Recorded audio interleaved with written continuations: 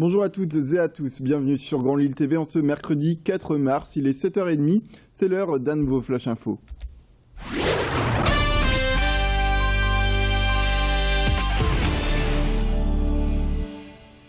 On démarre cette édition avec un phénomène rare. Vendredi 20 mars, durant toute la matinée, une éclipse de soleil sera parfaitement visible du Grand Lille.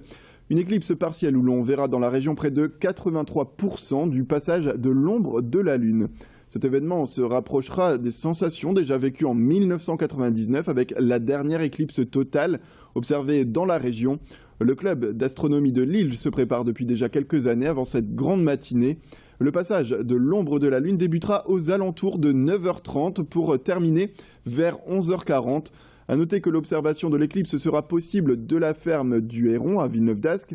On écoute Didier Collier, le membre du club d'astronomie. Il nous explique justement les particularités de cette éclipse dans la région.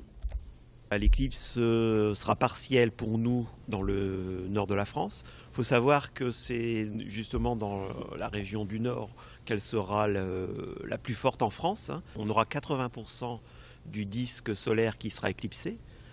Et puis ça diminue un petit peu au fur et à mesure qu'on descend. Donc on a deux types d'instruments derrière. On a une lunette qui va observer dans toutes les longueurs d'onde du visible. Donc on va voir le soleil tel qu'il est en fait, tel qu'on observe sa surface avec ce type d'instrument.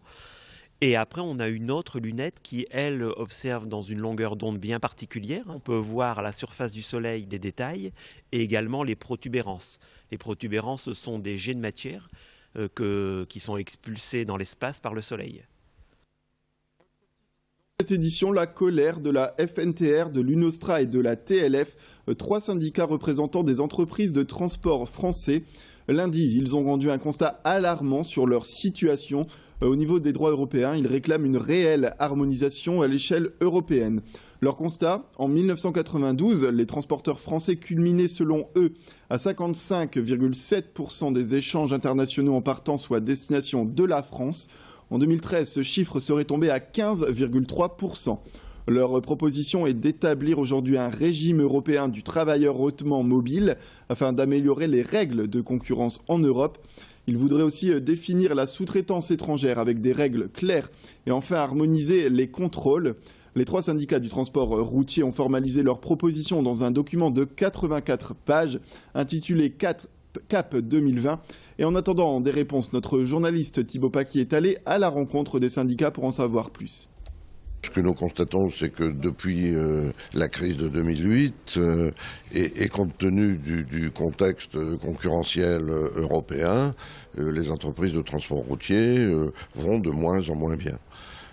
C'est la raison pour laquelle ce travail a été réalisé, pour faire d'abord l'inventaire, un état des lieux, ensuite développer les problématiques et apporter nos réponses, voire dire ce que sont nos ambitions à l'horizon 2020, tant en termes de productivité d'entreprise, en termes de concurrence européenne, en termes de progrès social, en termes de développement durable. La mesure essentiellement c'est d'appliquer les directives européennes et non pas avoir des spécificités nationales comme on l'a en France où c'est beaucoup plus restreint en France et donc ça nous pénalise.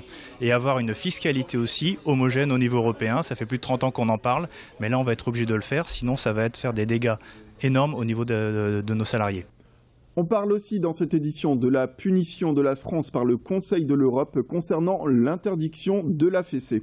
L'organisme de défense des droits de l'homme estime, dans une décision qui doit être rendue publique aujourd'hui, que le droit français ne prévoit pas d'interdiction suffisamment claire, contraignante et précise des châtiments corporels. De ce fait, la France violerait l'article 17 de la Charte européenne des droits sociaux dont elle est signataire.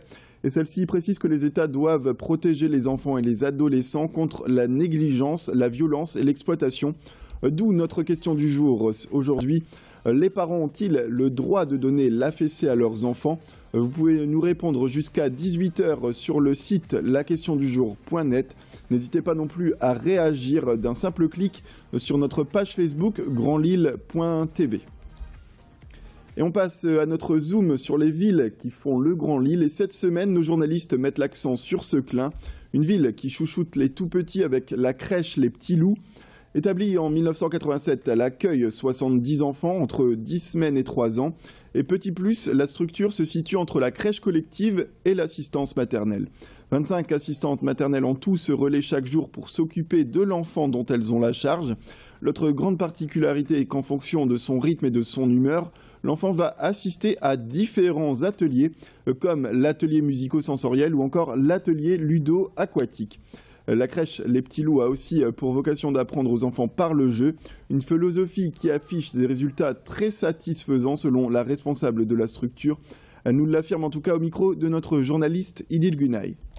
Pour un enfant, tout est jeu. Quand on a compris que tout était jeu pour un enfant, l'enfant va se construire correctement. Nous, on n'a pas des attentes mirobolantes. Les attentes que l'on a, c'est quand ils arrivent par exemple à l'école, ce soit des enfants qui soient tout à fait socialisés, qui respectent certaines consignes, mais ils ont compris ce qu'il fallait faire pour vivre en société. Et on est très content quand ils vont à l'école et que les enseignantes nous disent on voit les enfants qui sont venus à la crèche. Ils ont déjà compris certaines, je dirais, consignes, entre guillemets, mais ils jouent surtout. Et nous, on n'est pas là, voilà, on n'a pas de rentabilité, on veut que les enfants jouent, parce que jouer, c'est sérieux pour se construire. C'est la fin de cette édition. Merci à tous de nous avoir suivis. On se retrouve à 7h45 pour un nouveau Flash Info. En attendant, place à la météo et l'infotrafic.